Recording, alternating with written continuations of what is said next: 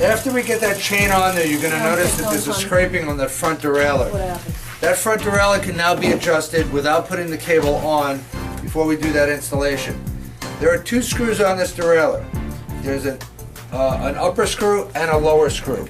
They are marked, but you can, I'm going to go to the top screw, which is the low, which is the inside, and you're going to pull that counterclockwise until that scraping disappears.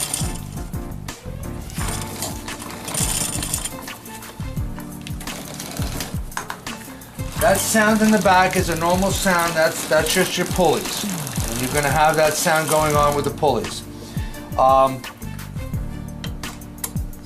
Just up a little bit. Get that centered up, and you're ready to go there.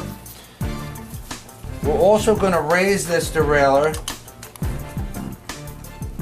up a little bit, and now we're going to install the front derailleur cable. We're now going to install the front derailleur cable. Now you're going to have a SIS or a Shimano integrated system cable housing that is the housing that has the little braided pair that you can see here. This particular cable requires a cable cutter, which is a cable cutter for SIS shift cable. What you're going to do is put this cable, run our SIS cable housing through the frame, make a nice loop to the front derailleur. Then we're going to run it through the frame, the eyelets on the frame, and underneath the bottom bracket. What you want to do is determine a nice loop to the shifter. And once you do that, we're going to have to clip that cable. Do not try this with a normal wire cutter. It will not cut. These cutters are precision and must be cut with an SIS cable clipper. You can only do that to a brake cable with a wire clipper. Throw away the excess. We're going to take the little ends, which are called ferrules. They're plastic ferrules for this style of cable, and we're going to slip them over the end of the cable. Now these you can't force on. Once we adjust it, they'll push themselves in place and put it on to the other side of the cable housing and insert. Turn your adjuster barrel all the way in, and then insert the cable into the housing.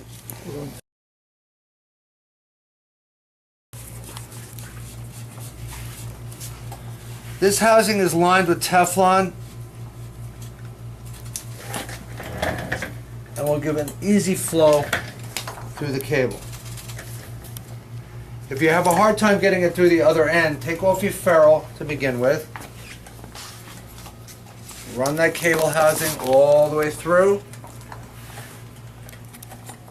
Put your ferrule back on.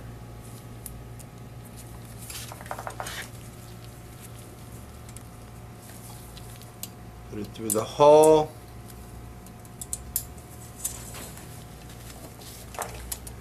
And now we're ready to adjust. Make sure that your shifter is in the first position, which is the small button in front of your handlebar. To press that all the way, it should read to 1. Okay. Take your 5mm and loosen the anchor bolt for the front derailleur. Place your cable behind the washer.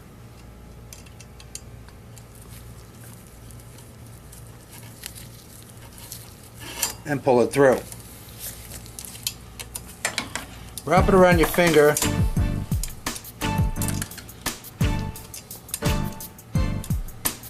Pull it nice and taut, and then tighten it up.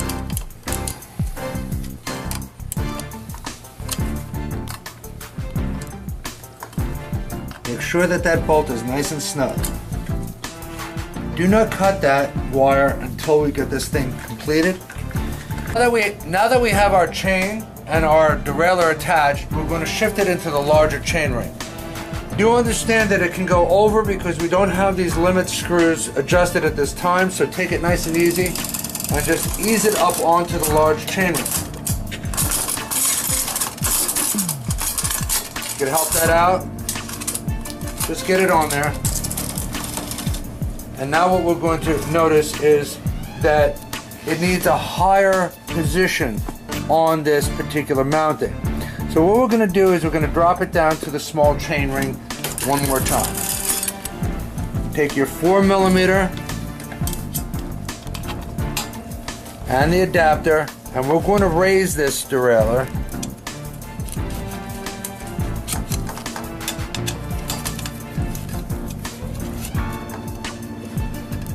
approximately a ½ inch from the top of the chain ring. Make sure that when you look from the top, it aligns straight.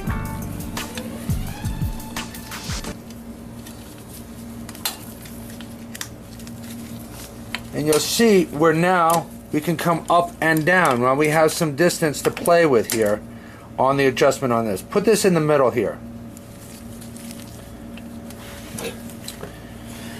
What we're going to do is now we're going to play with it, but it's not rubbing on the inside.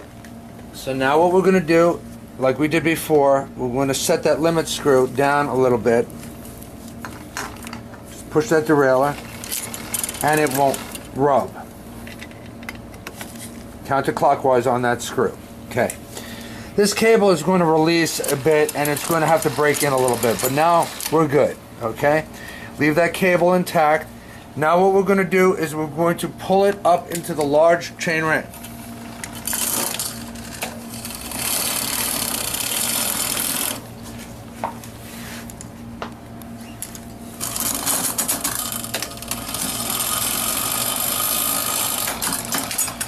We're actually pulling a lot more cable than we need to.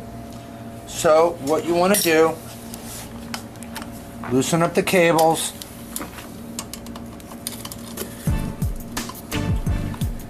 Back this adjuster barrel toward you so you get some room, and then reattach the cable.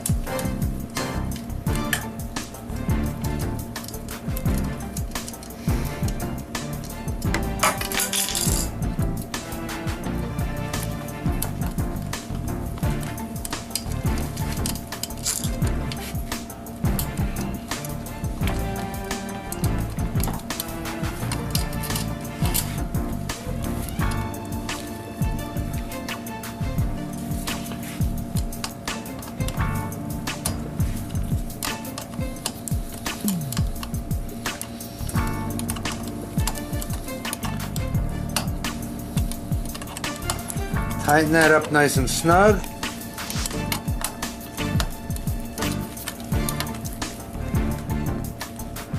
And we'll try her again. Put it into the large chain ring. Now when it's going off the top, we need to adjust that last screw, which is the outer limit for the high derailleur, which is the bottom screw.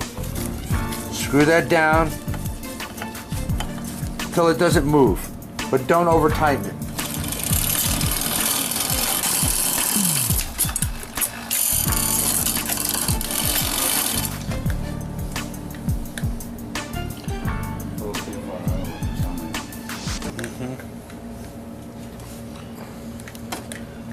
We're going to lighten up the cable stretch on this, and you're going to move that outward all the way in.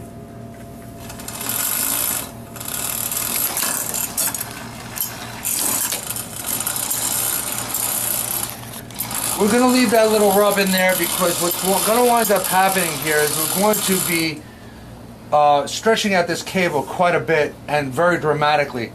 These little ferrules will set in place and will actually stretch a cable up to 1/4 of an inch.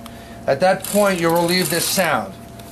Riding this fat sand bike, we're not really concerned with how quiet it's going to be, but where it's going to ride and how safely it's going to be. What you want to do is make sure that that outer ring limit is snug.